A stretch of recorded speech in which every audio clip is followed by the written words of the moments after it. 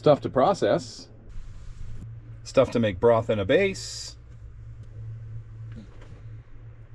and stuff I'm going to add in later. Let's get processing. Let's make a delicious Indochinese inspired corn soup with herbs and vegetables. First things first, it's going to be basically 2.53-ish parts.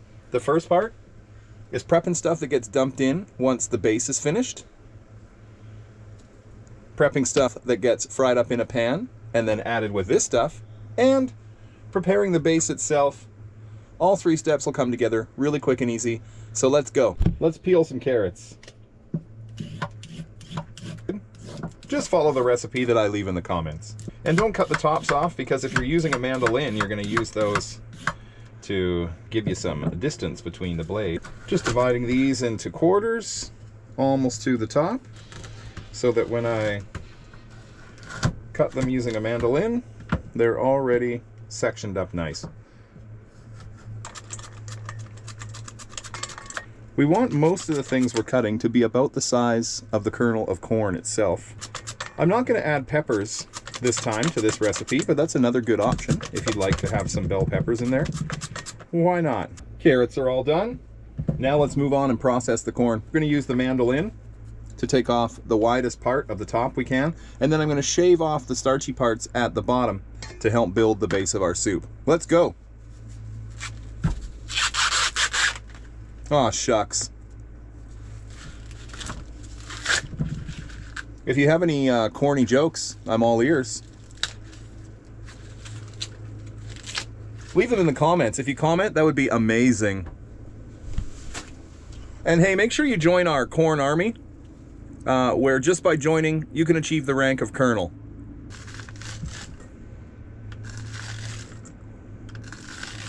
So we're just getting those prime kernels for frying up. And then we're getting the rest of it for blending up for the starch. Just go around them twice. That's all you're going to need. If it gets too tough to do, that means you've hit cob. Let's get 2 onions ready. I want these onion pieces a little smaller, so I think I'm going to go in 8s this time. In the meanwhile, I just put that corn from the cob closer to the bottom of the cob that I want to use for the soup. I just put it over there in the little blender because we're going to puree it with the cans of cream corn that we have to make the excellent soup. I'm going to clean off these onions and get them ready to slice. And then into the bowl of the corn goes the onions. Same thing, have your mandolin or a food processor or a good old knife and cutting board. I like this way because it's quick in a small space. I'm going to add some garlic to this next and have my little friable kind of add in all ready. First off, I've got some cilantro. Now, as long as you get mostly leaf here, it doesn't actually super matter. There's most of the parsley. And so we're going to go down to the whites. And let's add those to our add the herbs in later pile. And we're just going to rough chop these whites and get them ready to make our base next. So for the base, I've already put a few of the stems that still had a lot of leaves and the extra corn in there. And I'm going to add these green onions into there. I'm going to fill it with milk. So we're going to make a nice slurry here. We're going to further process the cream corn. We're going to further process these greens. And that'll be the beginning of our base. All right, one of the cans of cream corn, I'm going to definitely puree up a little more. And the parts of this that are blocked, I'm just going to add back in and see if I can get that blending a bit too. Basically, you want to make an ever so slightly rough puree. I'm going to add these peas to my later on add-ins. You'll see. Oh my God, I forgot the garlic. And let's get that garlic into your fry up mix. And let's grate these 2 potatoes and have them reserved All right, first up, let's get these things hot and cooking. While the oil heats, let's add our base to the pot. Very nice. And reserve some water. To our base, we're adding the grated potato to help thicken it and make it a nice texture. And we're getting ready to fry up our first stage here.